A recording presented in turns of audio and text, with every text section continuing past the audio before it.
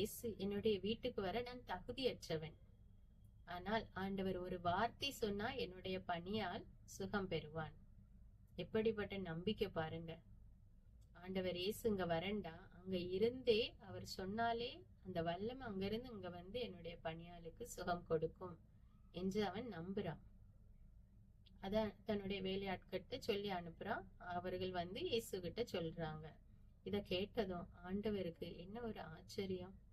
இப்படிப்பட்ட விசுவாசத்தை, இப்படிப்பட்ட நம்பிக்கைய இஸ்ரேல் மக்கள்கிட்ட கூட பார்க்கல அப்படின்னு சொல்லுதாரு.